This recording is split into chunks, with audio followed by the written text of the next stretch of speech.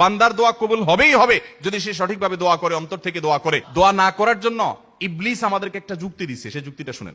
সেই যুক্তিটা হলো, প্রথমটা তো এটা যে আমরা দোয়া করতে জানি না, তো আমি শিখাই দিলাম দোয়া করবেন কেমনে। সূরা ফাতিহা পড়বেন, দুরূদ শরীফ পড়বেন, দোয়া শুরু করবেন, ব্যাস। বাংলা আল্লাহ প্রশংসা করে দুরূদ শরীফ নবীর জন্য করে পাঠ করে এরপর তো আল্লাহর কাছে মনের চাওয়াগুলো পেশ করবেন।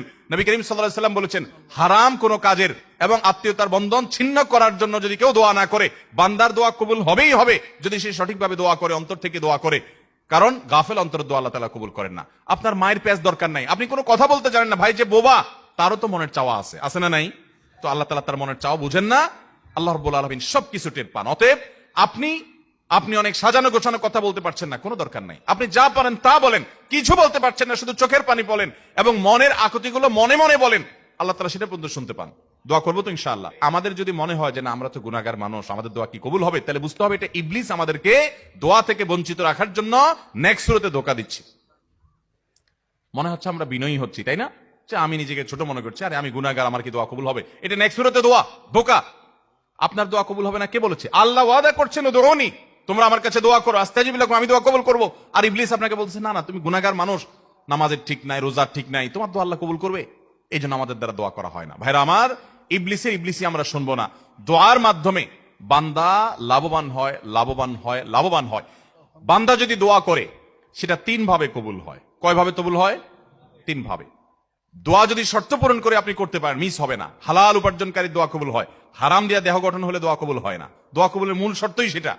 এরপর দোয়া কবুলের শর্ত হলো যে সালাত সালাম পেশ করবেন নবী করিম সাল্লাল্লাহু আলাইহি ওয়াসাল্লামের প্রতি, আল্লাহর প্রশংসা নিবেদন করবেন। এর মাধ্যমে দোয়া করলে দোয়া কবুল হবে। ভাইরা আমার, আপনি যদি দোয়া করেন, নাম্বার 1, যা চাইছেন আল্লাহ তা আপনাকে দিবেন। এটা হলো দোয়া কবুলের একটা পদ্ধতি।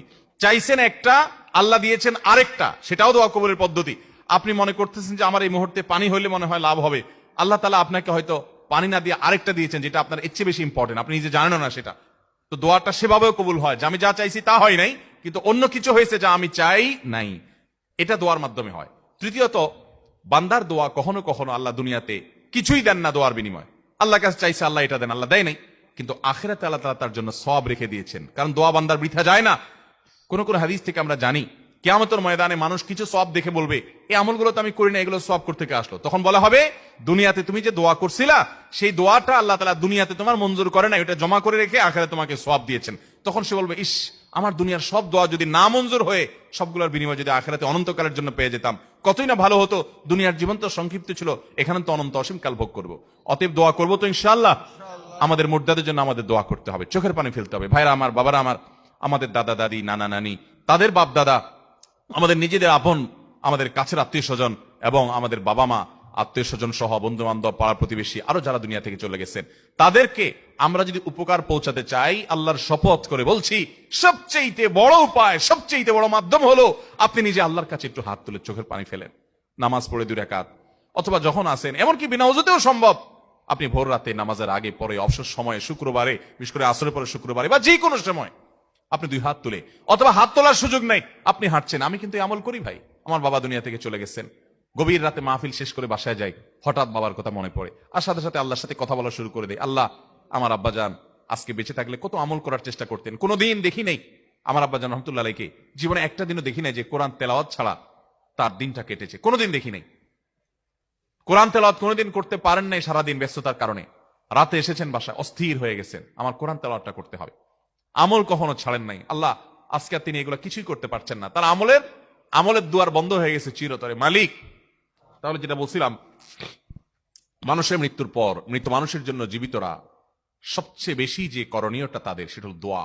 বেশি বেশি দোয়া, উঠতে বসতে, চলতে ফিরতে, শুইতে খাইতে, এমনকি অজু অবস্থায়, বিনা অজু অবস্থায় হাত তুলে, হাত তোলা ছাড়া একাকী যখন আছেন, মনে মনে আল্লাহর সাথে কথা বলা শুরু করবেন। আল্লাহ, আমার এই প্রিয় মানুষটা দুনিয়া থেকে গেলেন, আমার এই আপন মানুষটা চলে গেছেন, আল্লাহ আপনি ছাড়া তার কেউ নাই, আল্লাহ আপনি তার প্রতি রহম করেন। মন খুলে দোয়া করব।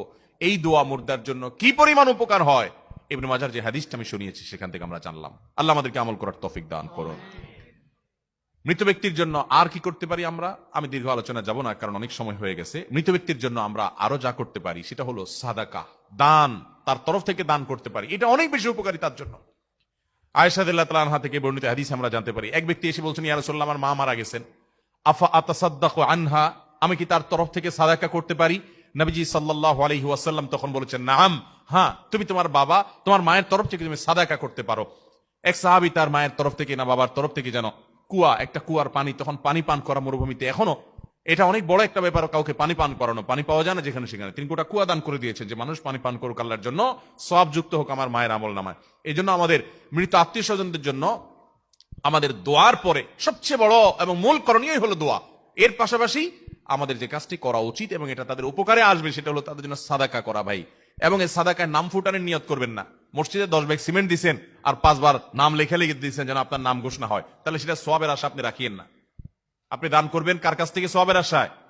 ওই মসজিদের লোকজন জানবে, কমিটির লোকজন জানবে, মুসল্লিরা জানবে, মাহফিলের 10,000 টাকা দিয়া হুজুরকে দিয়া ঘোষণা করে আমার হাবা নিয়েছেন, সবাই জানলো, এসব নিয়ত যদি থাকে তাহলে সেক্ষেত্রে এটা সওয়াব তো পাবেনই না, বরং